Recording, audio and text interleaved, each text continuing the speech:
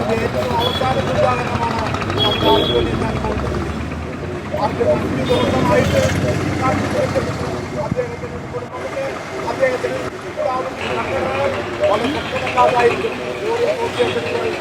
വലിയ വോട്ട് ബാങ്കല്ലാത്തതുകൊണ്ടാണ് ഇത്തരത്തിലുള്ള നടപടികളുമായിട്ട് സംസ്ഥാന കേന്ദ്ര ഗവൺമെന്റ് ആയിരക്കണക്കിന് ലക്ഷക്കണക്കിന് ആളുകളുണ്ടെങ്കിൽ അവർക്ക് വേണ്ടി ഈ സംസ്ഥാന കേന്ദ്ര ഗവൺമെന്റുകൾ എത്രയും പെട്ടെന്ന് പ്രവർത്തിക്കുന്നതിന് വിശേഷമാണ്.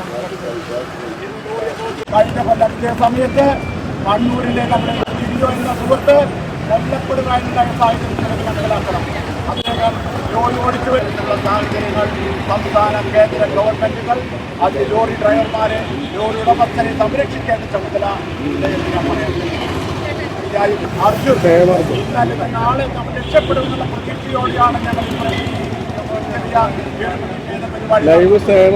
രാജ്യത്തെ ജനങ്ങൾക്ക് വേണ്ടി കഷ്ടപ്പാട് അനുഭവിക്കുന്ന ലോറി ഡ്രൈവർക്ക് വേണ്ടിയാണ് ഈ സർക്കാർ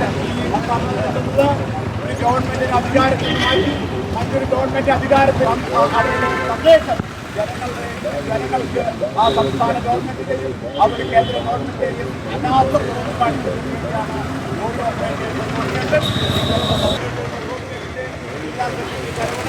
അതുപോലെ തന്നെ അതുപോലെ സതീശ് മുഴുവൻ നേതാക്കൾ അവരുടെ ജീവൻ രക്ഷിക്കുക, കേന്ദ്ര സംസ്ഥാന സർക്കാരുകൾ പാലിക്കുക.